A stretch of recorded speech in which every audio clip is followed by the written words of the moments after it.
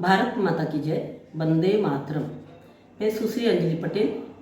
अखिल भारतीय आंगनबाड़ी कर्मचारी महासंघ के संगठन मंत्री के दायित्व है और भारतीय मजदूर संघ अखिल भारतीय सेक्रेटरी की दायित्व निभा रही हूँ।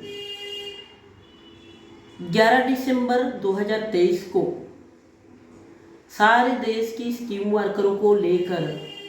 दिल्ली जंतर मंतर में भारतीय मजदूर संघ की बैनर के नीचे हम लोग एक दिवसीय धरना प्रदर्शन के लिए आ रहे हैं, जो कि 6 तारीख से हमारी बहनें घर से निकल चुके हैं अलग अलग डेट पे, और सारी बहनें अपनी अपनी स्थल से निकल के दिल्ली पहुंचेंगी और 11 तारीख आंदोलन के बाद वो अपने घर जाने वाले हैं। लेकिन मैं आपकी चैनल के माध्यम से ज़रूर ये कहना चाहूँगी कि सरकार के पास हम सारे स्कीम वर्कर को लेकर जो आ रहे हैं डिमांड लेकर, उसमें मुख्य आंगनवाड़ी वर्कर, आशा वर्कर,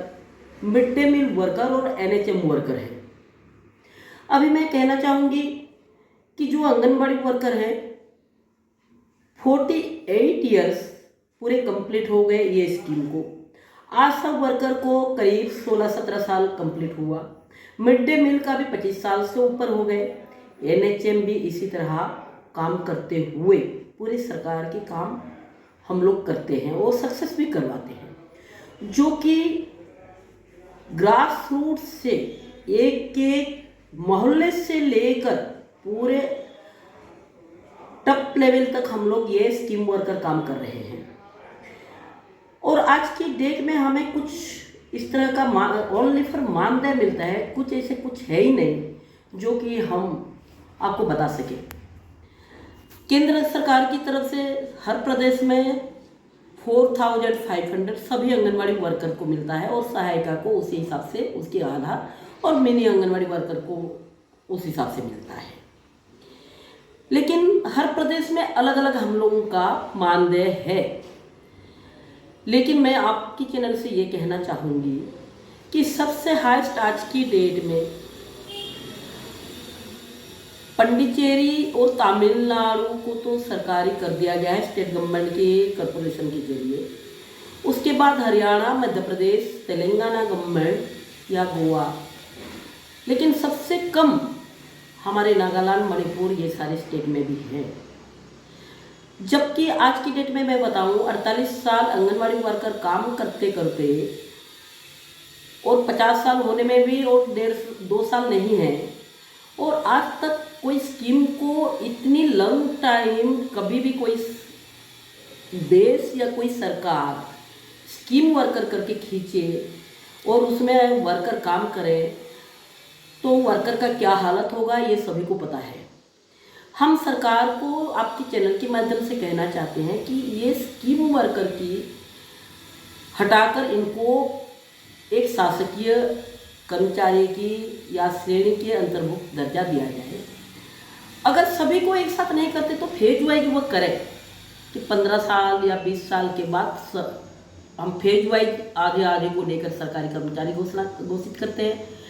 और तुरंत अगर सरकारी नहीं भी करते हैं तो भी मिनिमम वेजेस की तौर पे हमारे सभी वर्करों का 18,000 पेमेंट होना चाहिए। दूसरी चीज़ें हैं कि रिटायर अभी बहनें हो रहे हैं, जितनी बहनें रिटायर हो रहे हैं उनकी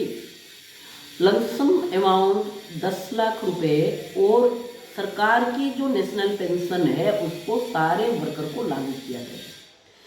अभी रिसेंटली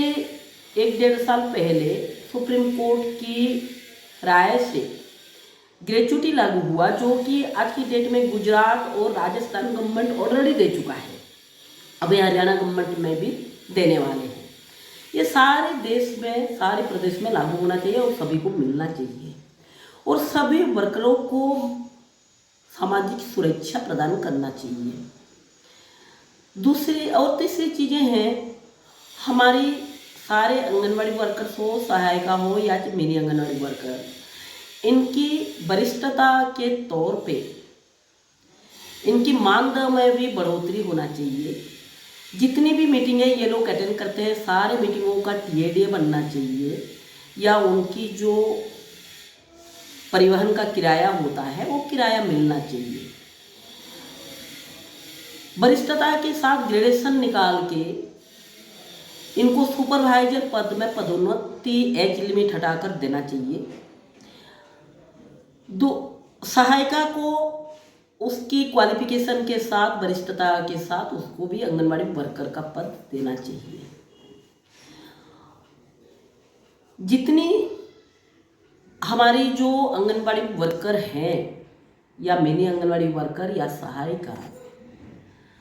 अभी सरकार 2020 से सभी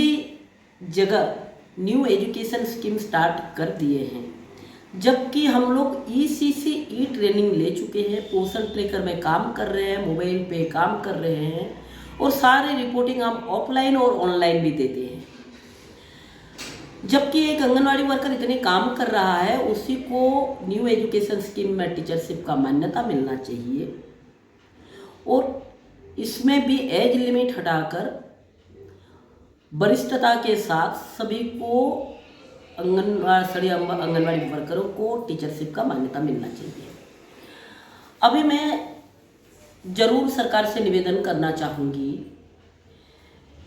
कि पूरे देश में, जबकि ये केंद्र सरकार का स्कीम है, सारे प्री स्कूल की जो बच्चे हैं इनका ड्रेस कोड एक जैसा होना चाहिए। जैसे स्कूल के बच्चों का है वाइट एंड स्काई कलर, हमारे आंगनबाड़ी के सारे बच्चों का भी सरकार तय करते हुए एक कलर होना चाहिए और सारे आंगनबाड़ी वर्कर और सहायिका का भी पूरे देश में एक ही ड्रेस कोड होना चाहिए, जबकि उनका एक पहचान बने। अलग अलग स्टेट में अलग अलग ड्रेस कोड, अलग अलग डिस्ट्रिक्ट में अलग अलग ड्रेस कोड नहीं होना चाहिए। सरकार से हमें निवेदन है कि जैसे अभी अगस्त 15 के दिन हम लोग देख रहे थे, विश्वकर्मा सेक्टर को लेकर सरकार एक